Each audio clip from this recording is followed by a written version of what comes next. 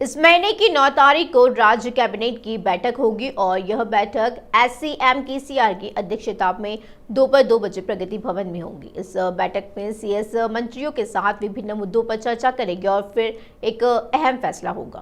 राज्य के बजट की मंजूरी के संबंध में पिछले महीने हुई कैबिनेट की बैठक, उस बजट के पूरा होने के बाद उसी दिन सरकार द्वारा लिए गए कुछ प्रमुख फैसलों को मंजूरी दी गई है। खबर है कि कैबिनेट की बैठक में और मुद्दों को लेकर एक अहम फैसले लिए जा सकते हैं। हाल ही के बजट भाषण में राज्य सरकार ने यह ऐलान किया है कि जिनके पास खुद की जमीन है और वो घर बनाना चाहते हैं, उन्हें सरकार 3 लाख की आर्थिक मदद देगी। यानी इस बैठक में इससे जुड़ी प्रक्रियाओं पर चर्चा का मौका मिल सकता है। सीएम केसीआर ने हाल ही में बंजर भूमि के मुद्दे पर सफाई दी है और इस पर ही कैबिनेट बैठक में फैसला लिए जाने की संभावना है। राज्य सरकार महिलाओं की व्यापक स्वास्थ्य सुरक्षा के उद्देश्य से अंतर्राष्ट्रीय महिला दिवस के अवसर पर एक नया कार्यक्रम शुरू करेगी और सरकार 8 मार्च से पूरे राज्य में स्वास्थ्य महिला कार्यक्रम शुरू करने के बाद प्रत्येक मंगलवार को महिलाओं को विशेष चिकित्सा सेवाएं प्रदान करेगी। स्वास्थ्य मंत्री हरीश राव ने कहा, पिछले चरण में 100 स्वास्थ्य केंद्रों में स्वास्थ्य महिला कार्यक्रम शुरू किया जाएगा और चरणबद्ध तरीके से 1200 केंद्रों तक इसका विस्तार किया जाएगा। मंत्री हरीश राव और एराबेल्ली दयाकर राव ने विभिन्न विभागों के उच्च अधिकारियों और जिलाधिकारियों के साथ बिहार के भवन से वर्चुअल समीक्षा की है। सीएम केसीआर के निर्देशानुसार महिलाओं के व्यापक स्वास्थ्य सुरक्षा के लिए इस महीने की 8 तारीख को शुरू होने वाले स्वास्थ्य महिला कार्यक्रम को सफल बनाने के लिए अधिकारियों को आदेश दिया गया है। इस कार्यक्रम के तहत मुख्य रूप से महिलाओं को होने वाली 8 प्रकार की स्वास्थ्य समस्याओं का इलाज किया जाएगा। पहले चरण में इसे 100 पीएचसी, यूपीएचसी और बस्ती अस्पतालों में शुरू किया जाएगा और चरणबद्ध तरीके से 1200 स्वास्थ्य केंद्रों तक इसका विस्तार किया जाएगा। मधुमेह, रक्तचाप, एनीमिया और अन्य सामान्य परीक्षणों के साथ मौखिक गर्भाशय, ग्रीवा और स्तन कैंसर की जांच की जाएगी। थायराइड जांच के साथ सूक्ष्म पोषक तत्वों की कमी, आयोडीन की समस्या, फॉलिक एसिड, आयरन की कमी, विटामिन B12 और विटामिन D की जांच कराकर उपचार कराया जाता है। एक समर्पित ऐप के माध्यम से सभी प्रकार के चिकित्सा परीक्षण और निगरानी निःशुल्क की जाएगी। उन्होंने कहा कि तेलंगाना डायग्नोस्टिक के माध्यम से 57 तरह के मेडिकल टेस्ट किए जाएंगे। सरकारी अस्पताल रेफरल सेंटर होंगे। मंत्री हरीश राव ने कहा कि जब तक वह पूरी तरह से ठीक नहीं हो जाती, तब तक संबंधित महिला को चिकित्सा सेवाएं मुहैया कराई जाएगी। महिलाओं को सेवाएं मिल सके, इसके लिए रेफरल अस्पतालों में विशेष हेल्प डेस्क होंगे। चिकित्सा विशेषज्ञों और कई अध्ययनों से पता चला है, कोरोना के बाद अचानक दिल के दौरे के मामलों में वृद्धि हुई है। मंत्री ने कहा कि अगर उन्हें सीपीआर दिया जाए तो 10 में से कम 5 लोग जीवित रह सकते हैं। उन्होंने कहा, सीपीआर का प्रशिक्षण देने के लिए जिले में 5 मास्टर ट्रेनर भेजे गए हैं। उनके साथ चिकित्सा, पुलिस, नगर निगम व अन्य विभागों के अमले को प्रशिक्षण दिया जाए। रसोई गैस की बड़ी कीमतों को लेकर आम आदमी नेताओं ने किया विरोध प्रदर्शन और हैदराबाद टैंक बंड में अम्बेडकर की प्रतिमा के सामने एक अभिनव विरोध प्रदर्शन किया गया। सामने खाली सिलेंडर रखकर लकड़ी जलाकर विरोध किया है। उन्होंने हाथों में तख्तियां लेकर केंद्र सरकार और प्रधानमंत्री नरेंद्र मोदी के खिलाफ नारेबाजी की है। आप नेताओं ने प्रधानमंत्री नरेंद्र मोदी पर आरोप लगाया, वह लोगों की समस्याओं को हल करने के बजाय कॉर्पोरेट कंपनियां का फायदा पहुंचा रही है और लोगों पर भारी बोझ डाल रही है। उन्होंने रसोई गैस की कीमतों में तत्काल कमी की मांग की, जो गरीब और आम वर्ग के लोगों पर बहुत बड़ा बोझ बन गया है। 50 रुपए और कमर्शियल गैस के 350 रुपए रेट बढ़ा दिया गया। क्या बोल के आप हुकूमत बनाए थे, न्यू इंडिया बनाएंगे बोल के। ये न्यू इंडिया जाके फिर वही पुराना इंडिया बनते जा रहा। अब वो हाथ में फुकनी, लकड़ी का चूल्हा, फिर पुराना इंडिया बना डाल रहे हैं आप जो वायदा कर किया है वो वादा किसके ऊपर निभा रहे हैं? अडानी पर, अंबानी पर, अवाम पर नहीं। ये अवाम आपको सबक सिखाएंगी। अच्छे दिन हिंदुस्तान के बिल्कुल आएंगे, तुम लाने वाले नहीं है। तुम जिस दिन जाएंगे उस दिन हिंदुस्तान के अच्छे दिन आएंगे।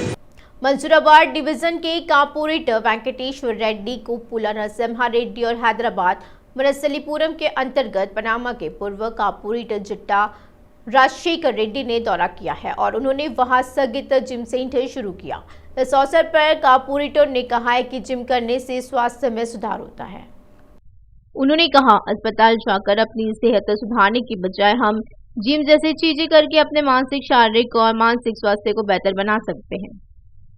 हैदराबाद के सरूर नगर में कांग्रेस हाथ से हाथ जोड़ो अभियान यात्रा जारी है और इस यात्रा के तहत कांग्रेस नेताओं ने कई कॉलोनियों में घूमकर लोगों का अभिवादन किया है। उन्हें यात्रा का उद्देश्य समझाया गया।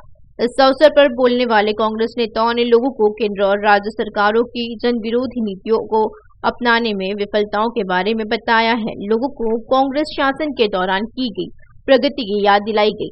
रंगारेड्डी जिला राजेंद्र नगर के शिवरामपल्ली में श्री गायत्री स्कूल ने 35वें वार्षिक दिवस कार्यक्रम का आयोजन किया। इस कार्यक्रम में विद्यार्थियों ने अपने नृत्य से मन मोह लिया है। इस कार्यक्रम में मुख्य अतिथि के रूप में स्थानीय विधायक प्रकाश गौड़, स्थानीय कॉर्पोरेटर अर्चना जयप्रकाश, MO राम रेड्डी, श्रीनिवाचारी एवं शिवमुदी राज उपस्थित रहे। बाद में विधायक ने कहा, शिक्षक ही छात्रों को अच्छे शिक्षण सिद्धांत सिखाते हैं और उच्च पद पर आसीन होते हैं। उन्होंने कहा है कि शिक्षक के बिना शिक्षा एक अंधी शिक्षा है और छात्रों को कुशल बनाने में शिक्षकों की भूमिका बहुत महत्वपूर्ण है। उन्होंने छात्रों के पढ़ने और ऊंची चोटियों पर चढ़ने की कामना की है। दिलसुख नगर स्थित नारायणा जूनियर कॉलेज के बाहर 20 छात्रों की फीस नहीं भरने की घटना हुई है। कॉलेज के प्रिंसिपल बुच्ची रेड्डी ने परीक्षा देने वाले छात्र का हॉल टिकट रोक दिया और जो शुल्क का भुगतान नहीं कर सका, छात्रों को कॉलेज गेट से बाहर कर दिया। मामले की जानकारी होने पर BRSV के नेता कॉलेज पहुंचे और प्राचार्य को निलंबित कर दिया। उन्होंने राज्य सरकार से कॉलेज प्रबंधन के खिलाफ कार्रवाई करने की मांग की है। TPCC के महासचिव चरण कौशिक यादव ने कहा कि हाथ से हाथ जोड़ो कार्यक्रम ने प्रदेश कांग्रेस नेताओं में एकता की भावना पैदा की है। उन्होंने कहा, TPCC प्रमुख रेवंत रेड्डी की पदयात्रा को लोगों से अच्छी प्रतिक्रिया मिल रही है। कौशिक यादव ने कहा कि वरिष्ठ नेताओं के पदयात्रा को रेवंत रेड्डी यात्रा से जोड़ना उचित नहीं है। PCC और प्रमुख रेवंत रेड्डी ने हर्षवर्धन रेड्डी से हैदराबाद रंगारेड्डी महबूब नगर शिक्षक MLC चुनाव जीतने को कहा है और उन्होंने कहा कि जब कांग्रेस पार्टी सत्ता में आई थी तब उनकी सरकार CPS को रद्द कर रही थी। रेवंत ने याद दिलाया कि 317वें JEV की वजह से शिक्षकों को काफी दिक्कतों का सामना करना पड़ा। PCC अध्यक्ष ने शिक्षक की समस्याओं का समाधान करने का आश्वासन दिया है। तेलंगाना में TS सीट की परीक्षा स्थगित कर दी गई है। अधिकारियों ने घोषणा की है कि इस महीने की 13 तारीख को MLC चुनाव के कारण परीक्षा स्थगित की जा रही है। अधिकारियों ने खुलासा किया कि 13 को होने वाली परीक्षा का कार्यक्रम 10 मार्च तक घोषित किया जाएगा। वही अधिकारियों ने कहा 14 व 15 मार्च को होने वाली TS सीट की परीक्षा पूर्व की भांति ही होगी। तेलंगाना राज्य पात्रता अधिसूचना हाल ही में जारी की गई है और तेलंगाना में विश्वविद्यालयों और डिग्री कॉलेजों में सहायक प्रोफेसरों और व्याख्याताओं के रूप में काम करने की पात्रता देती है। कारोबारियों ने कहा है कि रियल एस्टेट क्षेत्र में आ रहे क्रांतिकारी बदलाव के अनुरूप रेरा रियल एस्टेट कंपनियों को लाइसेंस दिया गया है। 99plots2expo.com के CEO जगन ने कहा है कि लीगल वेंचर्स को एक प्लेटफॉर्म पर लाकर 99plotsexpo.com digital TV media carnival का आयोजन किया गया। जगन ने कहा, वेंचर से जुड़े सभी दस्तावेज, लिंक दस्तावेज, 30 साल के राजस्व, 99 प्लॉट्स और एक्सपो में पंजीकरण के रिकॉर्ड को अनुभवी वकीलों से अच्छी तरह से जांचा जाएगा और उनकी राय ली जाएगी। प्लॉट खरीदने के बाद इस व्यस्त दुनिया में वे कोई भी हो, 99 प्लॉट की स्थिति और प्लॉट के आसपास के विकास के बारे में हम एक्सपो डिजिटल प्लेटफॉर्म के माध्यम से सूचित करेंगे। KPSB पुलिस एक पुराने अपराधी को गिरफ्तार किया है। पुलिस ने आरोपी मामिंडी शेट्टी अन्वेष को KPSB में रम्या ग्राउंड में गिरफ्तार किया और आरोपियों के पास से 21,50,000 कीमत के 50 लैपटॉप बरामद किए गए हैं। पुलिस ने कहा, इसके अलावा 5 सेल फोन, एक टैब और एक आईपॉड जब्त किया गया है। आरोपी रेलवे स्टेशन और बस स्टेशन, छात्रावासों और कुंवारे कमरों को निशाना बनाते थे और अनजाने लोगों का सामान चुरा लेते थे।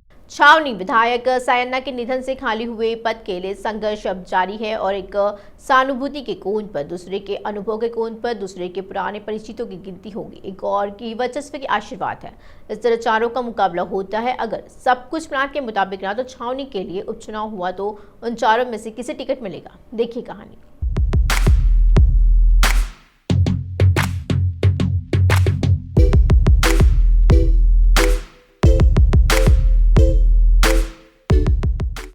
छावनी उपचुनाव लड़ने के इच्छुक उम्मीदवारों ने अपनी राजनीतिक रणनीति तेज कर दी है।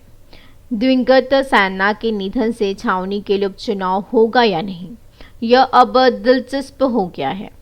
छावनी के लिए 4 उम्मीदवार विशेष रूप से चुनाव लड़ रहे हैं और इनमें सैना की बेटी लासिया नंदिता, बीआरएस पार्टी के वरिष्ठ नेता गज्जीला नागेश, टीएसएमटीसी के अध्यक्ष कृष्णा गणेश शामिल हैं, जो वर्ष 2018 में भाजपा से चुनाव लड़े थे और सायन्ना के नेतृत्व में हार गए थे। वर्ष 2018 के चुनाव में भाजपा से चुनाव लड़ने और हारने के बाद केटीआर की उपस्थिति में गणेश बीआरएस हार गए। वे छावनी क्षेत्र में समाज सेवा कर रहे हैं और लोगों के बीच अपना प्रभाव जमा रहे हैं। उन्होंने प्रचार की शुरुआत भी इस विश्वास के साथ की थी, इस बार टिकट उन्हें ही मिलेगा।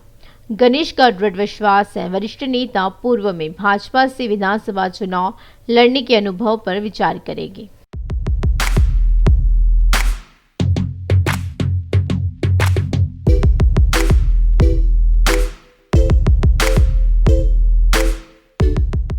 छावनी बोर्ड को पहले ही सूचना मिल चुकी है। कई बोर्ड का चुनाव लड़ने को बेताब है। वहीं छावनी से 5 बार चुनाव लड़ने वाले मौजूदा विधायक सायन्ना के निधन के कारण निर्वाचन क्षेत्र की सीट खाली हो गई थी। इसी के चलते कई नेता यहां से भी विधानसभा जाने का रुख कर रहे हैं। पार्टी नेताओं के आशीर्वाद से उनका कहना है, मौका मिला तो छोड़ेंगे नहीं, लेकिन इन चारों में से एक अलग रणनीति के साथ काम कर रहा है। कुछ लोग समाज सेवा के कार्यक्रमों पर कदम उठा रहे हैं क्योंकि उनका मानना है अगर वे लोगों के बीच सत्ता हासिल करते हैं तो कुछ लोग विशुद्ध रूप से राजनीतिक तरीके से कदम उठा रहे हैं और लोगों के बीच ताकत हासिल कर रहे हैं। छावनी निर्वाचन क्षेत्र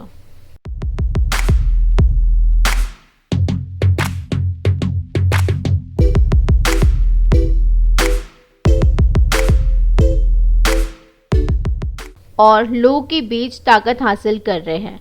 छावनी निर्वाचन क्षेत्र से चुनाव लड़ने की तैयारी कर रहे उम्मीदवार केसीआर के आशीर्वाद का इंतजार कर रहे हैं।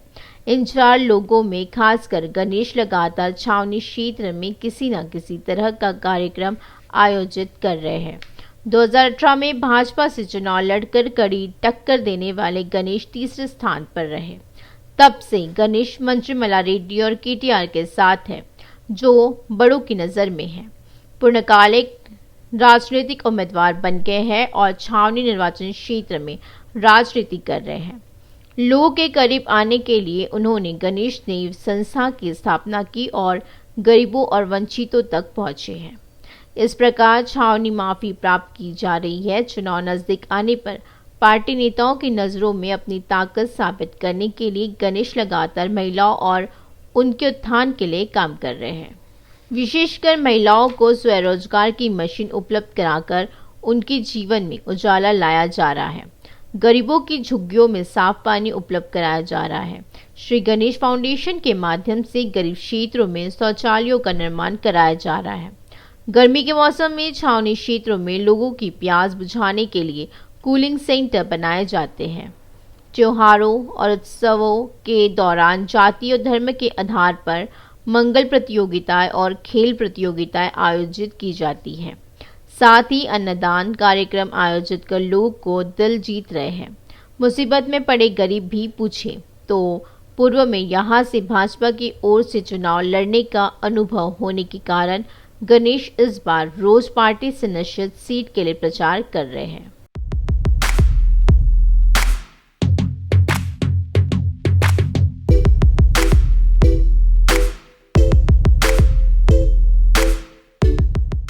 इस निर्वाचन क्षेत्र से वर्ष 2014 के चुनाव में बीआरएस से चुनाव लड़ने वाले गज्जीला को सायन्ना ने हराया था।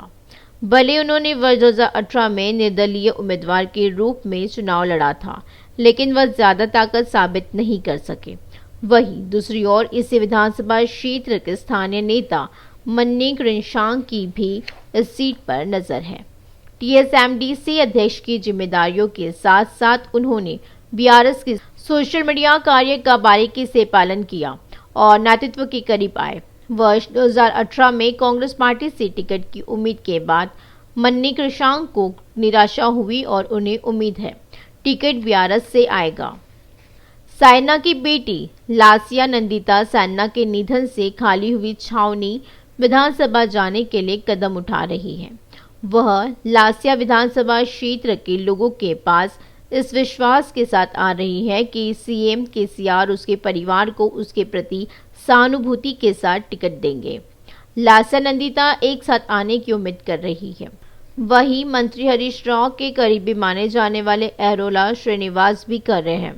पार्टी नेताओं का आशीर्वाद उन पर है, जो छावनी का टिकट उनका है। उनके अनुयायियों का विश्वास के साथ कहना है गणेश देना चाहेगा तो सबसे आगे रहेगा। ऐसा लगता है अगर कार पार्टी से सीट सुरक्षित नहीं होती है तो गणेश भाजपा से चुनाव लड़ सकते हैं।